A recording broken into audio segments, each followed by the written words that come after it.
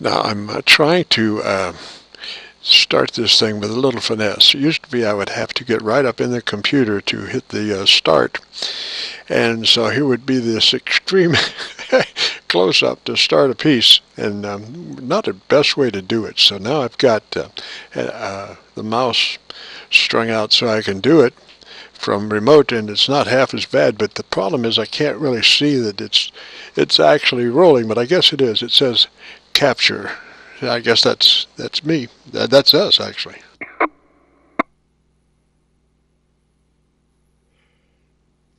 All right, JR, start it.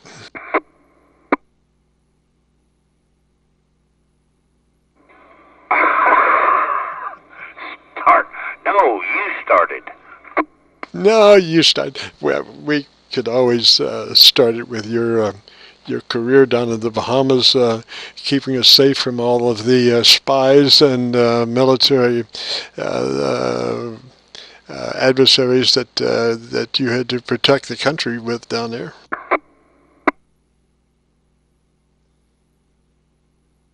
They're all top secret stories. I can't. If I was to tell you, then I have to kill you. Yeah, Roger. I understand that. I'm prepared to sacrifice, though. I would sacrifice myself for the sake of continuity.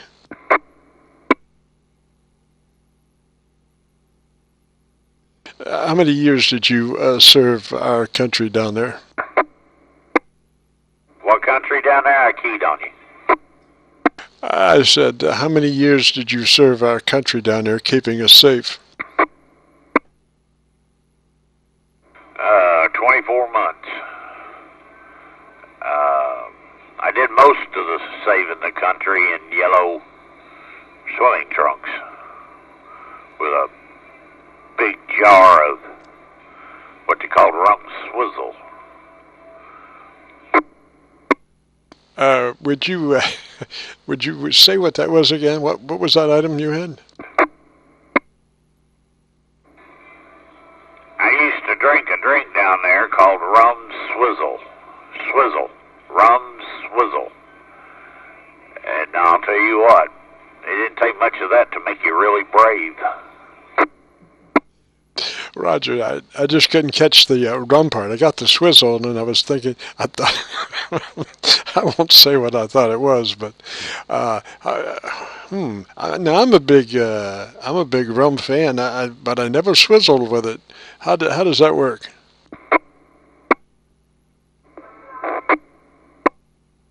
Hey, Kevin, did you say something? Did not. I don't know what was in it. There was rum, and they had a stick that they went and got from a certain tree, and I used to remember the name of that tree, but I don't remember it anymore. But anyway, it had to get from the joint of one of the limbs, where it had 3 little sprigs on the bottom of it. They cut that off, let it dry. God knows, I hope they washed it.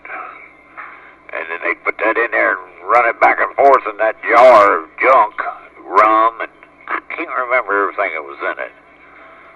But it was real tasty. And about 3 of them, if you drank 3 of them, say after dinner, say you're on the beach with a bunch, looking for spies trying to snorkel up on the shore. If you drank about 3 of them after 6 o'clock, usually not because you wanted to, but you ended up spending the night on the beach. You were beached on the beach in protection of the country, looking for spies snorkeling up. They would be counter spy. No, they'd be just spies. You'd be the counter spy, I guess. And did your rum swizzle? Did it have an actual swizzle stick in it, or what? Now the sticks are what they stirred it with. You couldn't shake it, stir it. Anything like that. You had to, in order for it to be an official Rum Swizzle, the bartender had to have one of them sticks, and he just run it back and forth in his hand, and that's how he mixed it. Oh, Roger. Now obviously, you would have to get your Rum Swizzle to go. Is that right? No, fortunately, there was a bar right on the beach, and he'd flash his lights to let you know he's getting ready to close for the evening, and you'd run up there and buy a pitcher of that stuff. But you'd have to bring your own container and swizzle sticks? Well, you didn't bring your own swizzle stick, because once you started, that was it. Yeah, you had to bring your own container. And, as a side note, you do not want to put Rum Swizzle in anything that's plastic. Roger, it would just eat a hole right through it. Yeah, but it was okay for you to drink it and put it in your gut. But no, that's right. It would deform. Before you drank it all, it'd deform that plastic container. So you had to have glass, or we never tried metal, like a bucket or something. We always brought, big glass thing. This potion was somewhat akin to a sulfuric acid solution.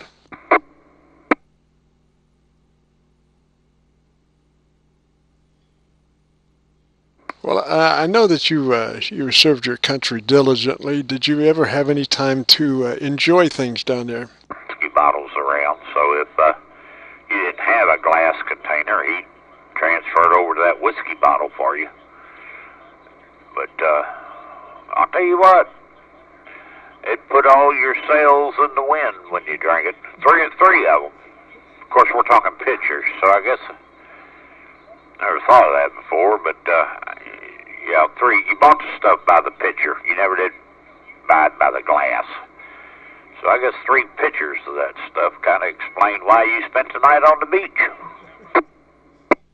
Roger, and I know you spent a lot of time in service to your country down on the beach, protecting us from the would-be spy snorkelers, as it were. But did you ever have a chance to have any fun down there?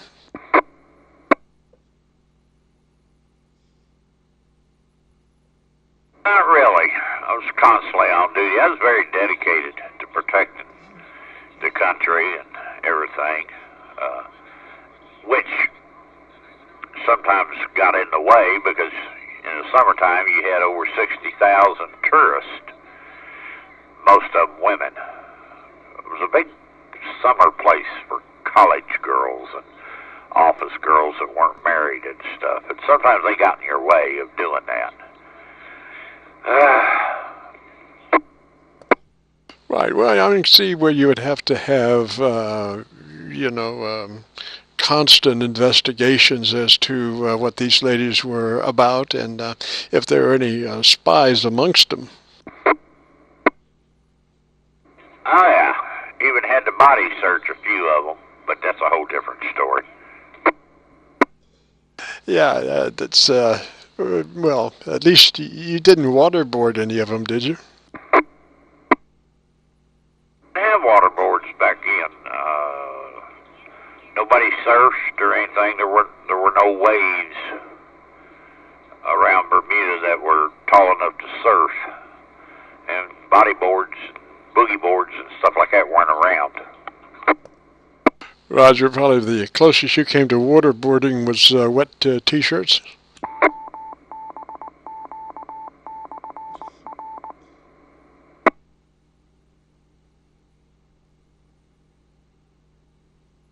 I have to tell you the truth, I don't remember that.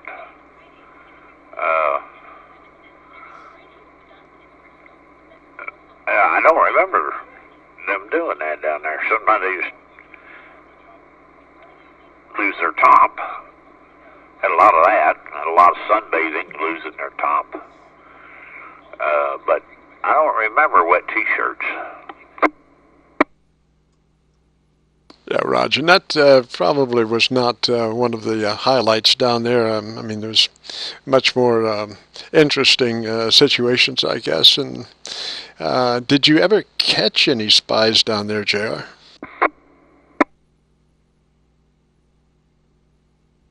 No, I did such a good job. I guess they stayed away. I interviewed a bunch of would-be female spies, but come find out they were just a college student or something. But no, I don't really remember ever catching one. I did catch something down there, but it wasn't a spy. I wasn't going to mention that, but well, maybe we shouldn't anyway. But how long did you train to actually be a spy catcher?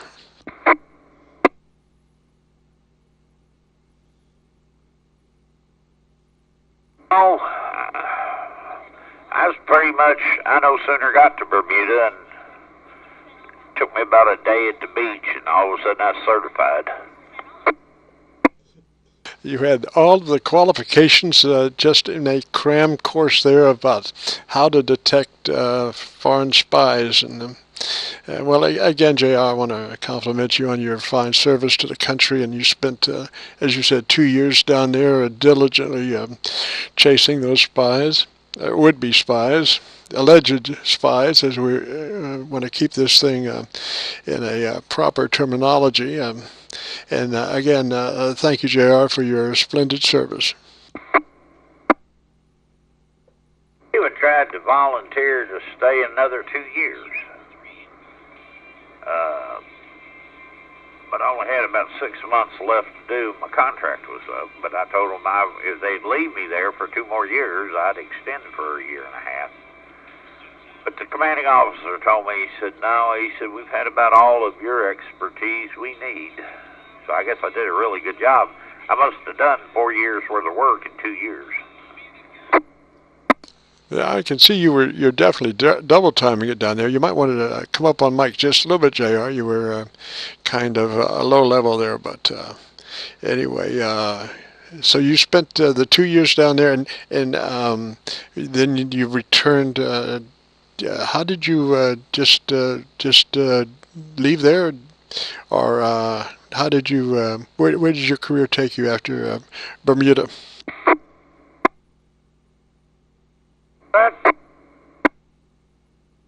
That's the odd part.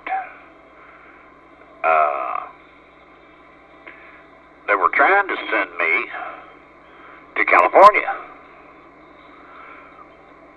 And I went to the commanding officer and with my new orders for California.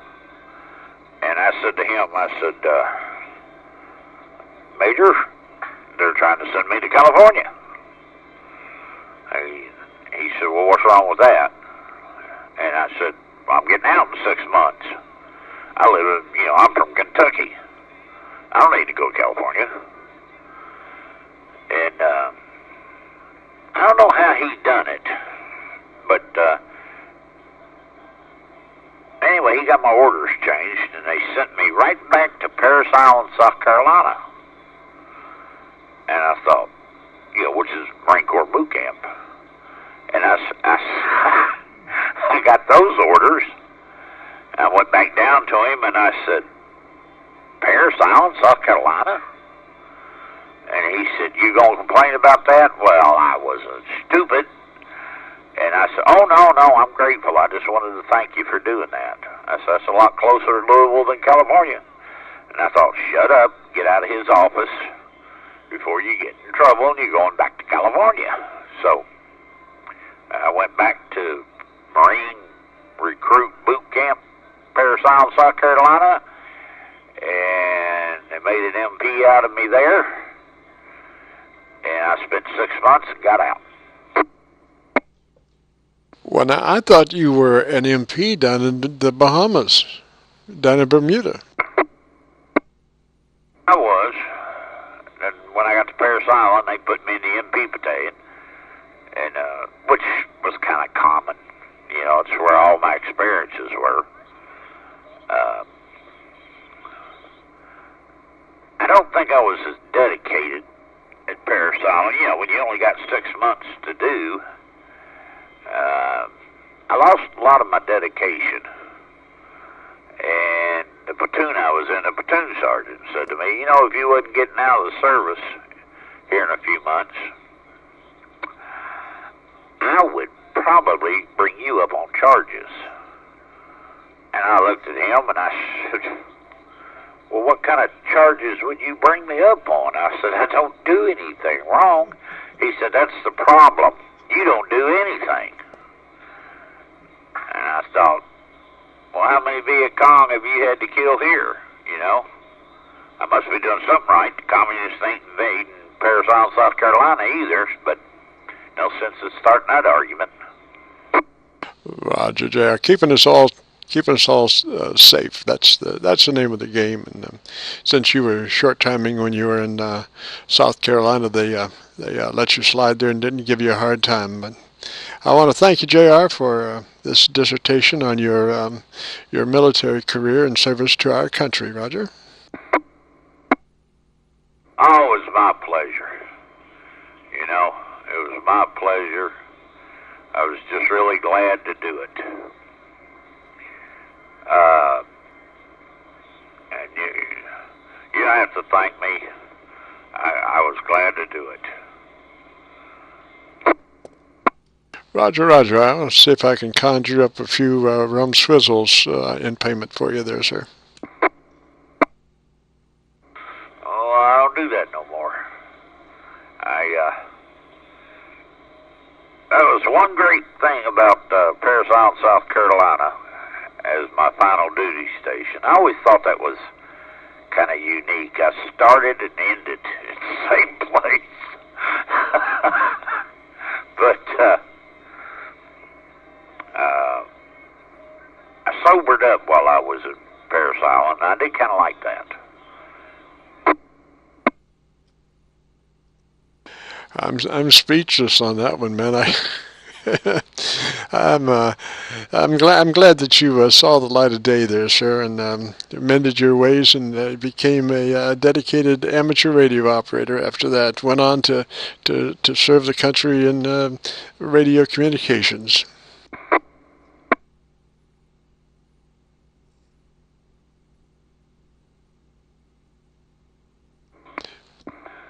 Well, and I enjoy my ham radio time. It is quite enjoyable, and I don't have to get up and walk around. Got everything I need right here, so this is not bad. This is not bad at all. Roger, Roger. Well, we've enjoyed your career on the radio QSO for this time, and we'll be checking with you later, JR. Another amazing facet of your life and times. Yeah, the next time we talk about that stuff, I do have one really great story to tell. I'm not going to do it now, but there was a few Bermudians that owned horses. Believe it or not, there's not a lot of horses in Bermuda. And there were a few Bermudians that owned horses, and we had you couldn't do a bonfire on the beach. You'd be all kind of trouble if you did that. But we had one of them Bermudians would not quit riding that horse up there by us. And we even asked him, said, hey, buddy, you know, can you ride around us? What it was,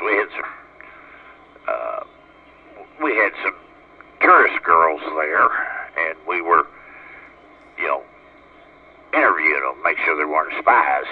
And I don't know what maybe he was trying out to see if any of the girls wanted to ride with him or something, but he came up about 4 times.